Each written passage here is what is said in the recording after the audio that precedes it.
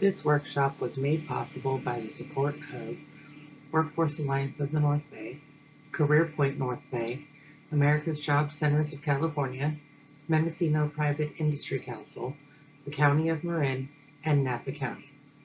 Visit www.careerpointnorthbay.org for more information.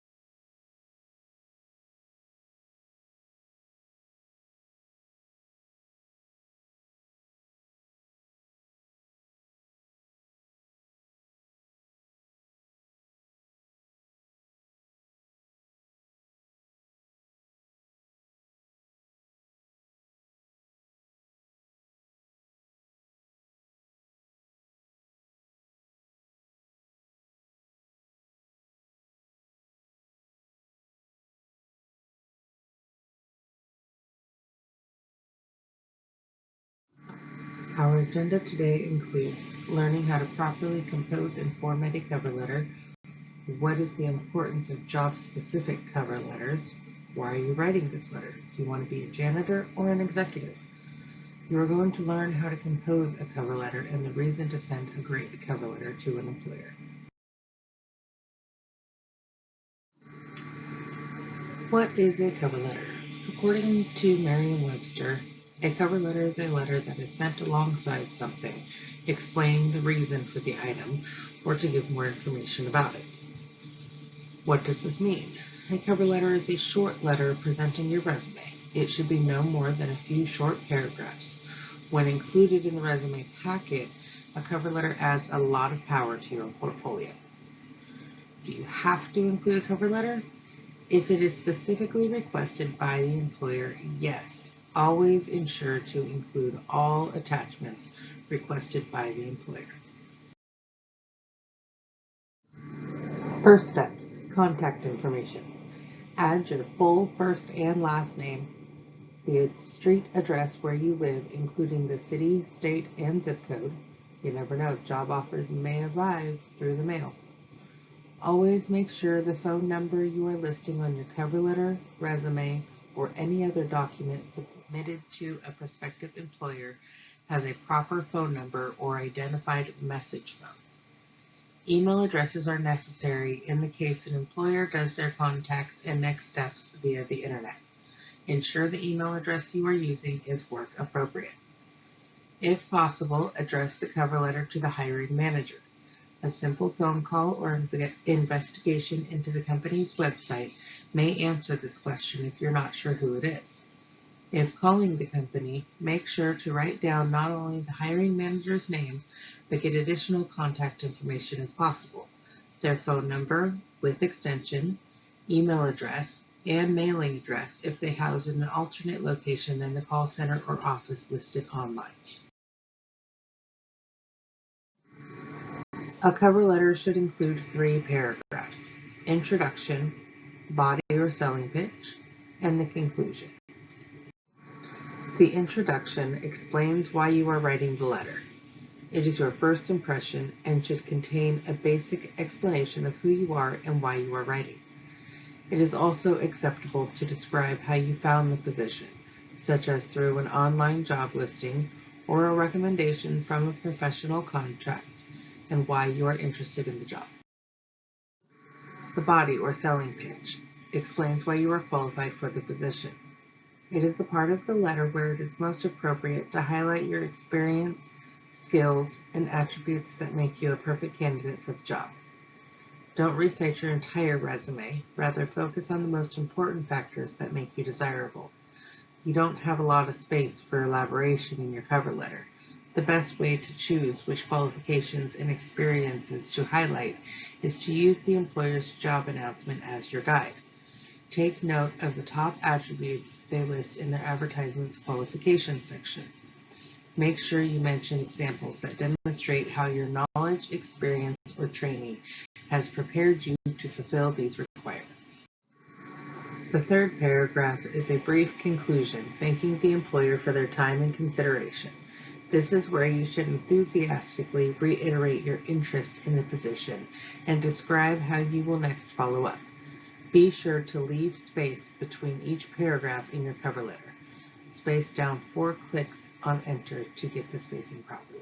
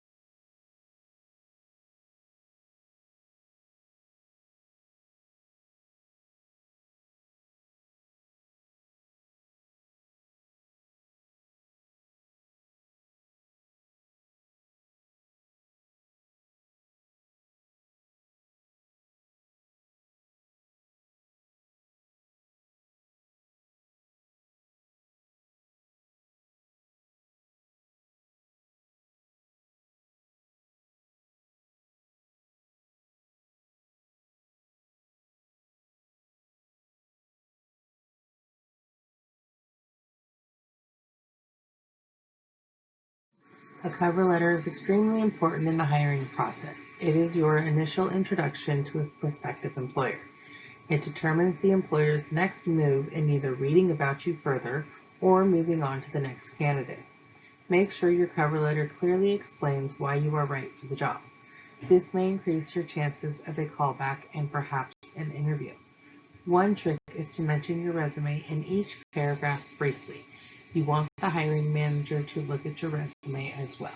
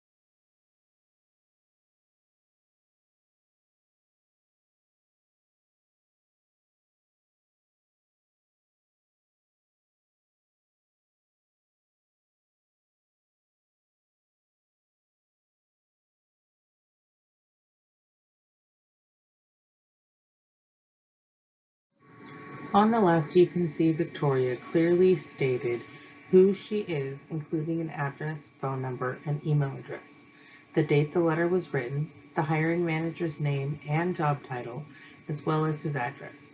She expressed her interest in the position and company she wishes to work for in paragraph 1, listing her licenses and length of experience in the field of question.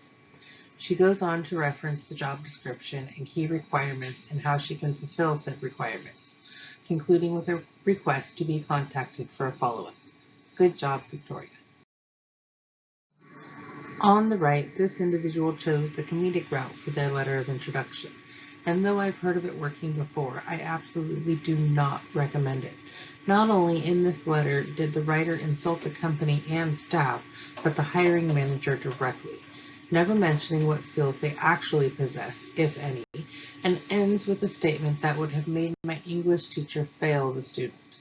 And again, an insult to the staff, the very people this hiring manager has made executive decisions on and felt they would be a great fit for the company. A good practice is to let a professional proofread your cover letter.